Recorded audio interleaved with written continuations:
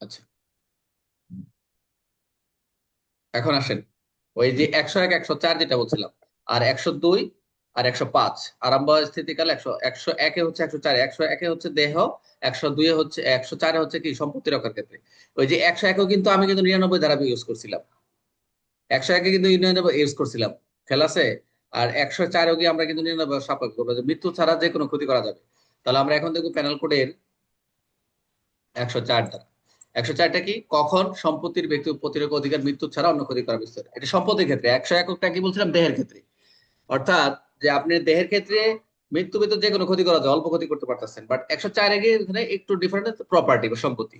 যে এই 104 ধারা যখন আমি স্টাডি করি, দেখা যায় যদি সম্পত্তির বিরুদ্ধে, প্রপার্টির বিরুদ্ধে কোনো 103-এ উল্লেখিত গুরুতর অপরাধ মধ্যে না পড়ে, মনোযোগ দেন, সবাই একটু মনোযোগ দেন, ট্রাই টু আন্ডারস্ট্যান্ড হিয়ার। যে প্যানেল কোডের 103 দ্বারা যা পড়ে আসলাম চারটি, যদি অপরাধগুলো তার মধ্যে না পড়ে, তাহলে ব্যক্তিগত প্রতিরক্ষা আক্রমণকারীকে হত্যা করা পর্যন্ত বিস্তৃত হবে না। আপনি চাইলেই চুরের মৃত্যু ঘটাইতে পারবেন না। খেয়াল রাখতে হবে প্রত্যেকটা ক্ষেত্রে। সেই জন্য প্রশ্ন করছে, চুরের মৃত্যু ঘটানো যায় কি, যাবে কি, যায় গেলে কোন ক্ষেত্রে, না গেলে কোন ক্ষেত্রে, খেয়াল করতে হবে। ডাইরেক্ট আপনি, আইন আপনি ক্ষমতা দেয় নাই যে গুলি করে দিবেন। হুম। আচ্ছা, তাহলে আমরা কি দেখলাম, পেনাল কোডের 103 যে ব্যাখ্যাগুলো দেখলাম, চারটা পয়েন্ট দেখলাম, এগুলো যদি 104-এ গিয়ে না পড়ে, তাহলে আক্রমণকারীকে হত্যা করা পর্যন্ত বিস্তৃত হবে না। অর্থাৎ সম্পত্তি রক্ষার ক্ষেত্রে যতটুকু মৃত্যু ব্যতীত ক্ষতি করা যাবে। 103-এ তো ফায়ার করবেন, 100 তো ফায়ার করে দেবেন, মেরে ফেলতে পারবেন, বাট 104-এ বলতেছে না।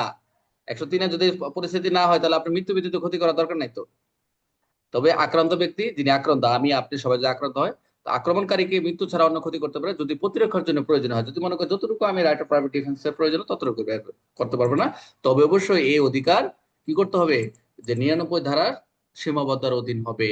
তাহলে পেনাল কোডের 103 দ্বারা কি করলাম, গুরুতর যেটা হচ্ছে গুরুতর ক্ষেত্রে, সম্পত্তির ক্ষেত্রে আত্মরক্ষা ব্যক্তির অধিকার প্রয়োগ করলাম। আর 104-এ কি, কম গুরুতর, সম্পত্তির মৃত্যু নয় কিন্তু ক্ষতি করা যাবে, সেটা সম্পত্তি রক্ষার ক্ষেত্রে। সেটা উদাহরণটা কি দেখলাম, যে একজন ব্যক্তি করিমের বাগান থেকে ফল চুরি করার চেষ্টা করে, করিম তাকে ধরে মারধর করে সে আহত হয়। এক্ষেত্রে আত্মরক্ষার জন্য মৃত্যু ছাড়া ক্ষতি করেছে, তো 104 জনা বৈধ প্রতিরক্ষা হতে পারে। আচ্ছা, এটা একটা কোশ্চেন হতে পারে। এখন চুরি করতে গেছে, আপনার লেচু বাগান ঢুকছে রাতের বেলা, আমরা অনেক সময় এরকম গ্রাম্য বসে এলাকা পাই, এক বস্তা চুরি করছে, সকালবেলা ধরা পড়ছে। এখন ধরা সবাই দিছে বেদম মায়ের। এখন যদি এখন তো আপনি সম্পত্তি চুরি করছে, লেচুর বাগান, লেচু চুরি করছে, ফল চুরি করছে, তা আপনি এই জন্য আপনি মেরে ফেলতে পারেন না। মানে এটা চুরি করছে, এটা একটা চুরি করার চেষ্টা করছে, তাকে মারধর করে সে আহত হয়েছে, শেষ। এখন মৃত্যু ছাড়া তাকে ক্ষতি করে দিচ্ছে, তো এটা এই 104 দ্বারা আপনার বৈধ হয়েছে, এর চেয়ে বেশি করার সুযোগ নাই।